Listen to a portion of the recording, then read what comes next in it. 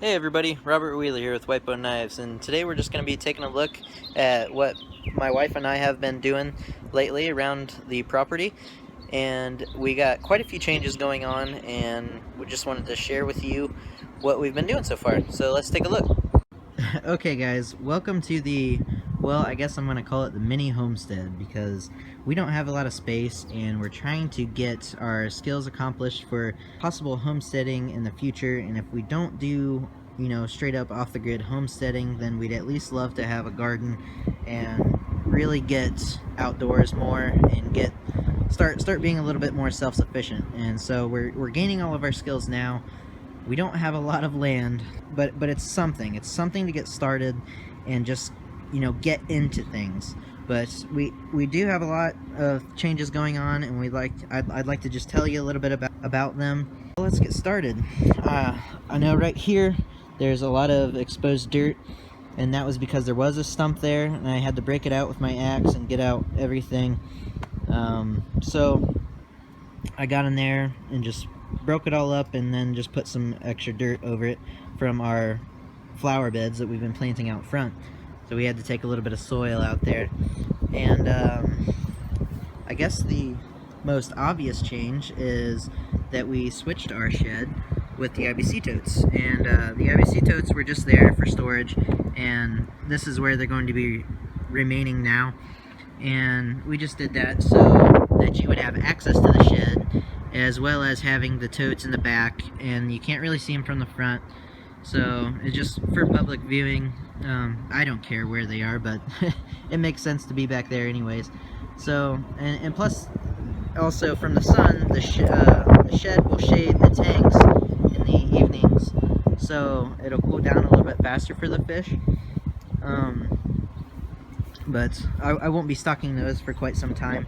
We want to get onto our gardening first and get all that established, and then hopefully set the tanks up not too long after that. But in my last video you saw the ground that was kind of worked up with a shovel.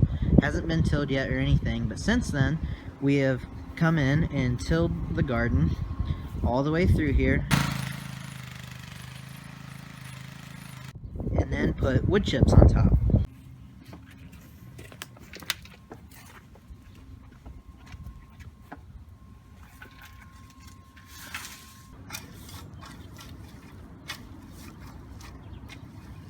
If you guys are familiar with the back to Eden gardening method, chances are if you're looking up homesteading or gardening or anything like that, you know a little bit about it, or maybe you might know a lot about it. But if you haven't checked that out, the back to Eden gardening method, do check it out, and it's a very, very incredible way to garden. That's why we have the wood chips down. It just serves as a garden mulch, and it keeps the moisture in your soil, and it's a very good method of doing that. And also, I want to say that in Ohio, we are in the glacier zone, so it's where all the glaciers came down into our land and pushed all the nutrients, dug up all the nutrients and kept pushing them over. So we have incredibly good soil here, and we didn't even bother to put down compost before we put the wood chips on. And it's because you can pretty much grow anything you want. The only problem is around here is that your soil will compact, and with the wood chips that should definitely help with that, keeping the ground moist and keeping it compact free. And I want to show you right up here with the IBC totes. Basically, when I want to come tend to my fish, I will be going through this path. That ladder will be gone. I just gotta find a better place to store it. So you be coming down the path, and you have a nice little area here that you can stand and access your fish. So this section right here is actually going to be the grow bed, and I'm going to be pushing that back on both of these tanks, pushing it back about a foot, so that way I have access to all the fish. And then all of our drain ports back here will lead out into the garden, and we'll be having soaker hoses come around here and being able to feed all the plants the fish waste and water them. So we're gonna have, quite a bit of fish in these tanks, and they will need frequent water changes, and that's what I'm going to be doing down here. So I'll be draining it, you know, maybe 10-20%, and then refilling it with rainwater that we collect from the house with a rain barrel system. We don't have that in place yet, but that's coming. So, you know, and like I said, we have tons and tons of things that we really want to do with this property, even though it's really small.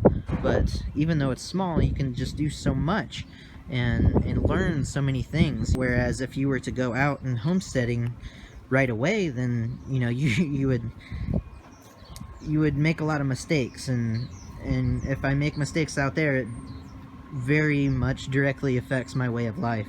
Whereas here, it doesn't really affect me too much. You know, I'm still in town. I still have access to plenty of stores. I have money coming in, so I can buy things. Out there, you know, my job is going to be basically providing food for my family. Same here, but I'll be doing it myself. I won't be relying on others to do those things. So if I can work out my mistakes here and learn from them, I will be that much better off out there on the real homestead rather than the mini homestead. So there's a lot going on, and we're really proud of what we've done so far, and it's nothing major, you know, but it's a start. I hope you enjoyed the video. There's lots of things that I want to be able to teach you guys, and just, you know, and if, you know, I'm no expert, but I know a thing or two about these sort of things. I went to college for fish management, and so that, I mean, I should be able to bring in quite a bit of information on the fish aspect. I know that's kind of a foggy area when it comes to aquaponics and homesteading. You know, if you have an aquaponics farm, I should be able to offer some valuable knowledge in that section. So alright guys, that about sums it up. I hope you enjoyed the video, and we'll see you next time. Thanks for watching, and God bless.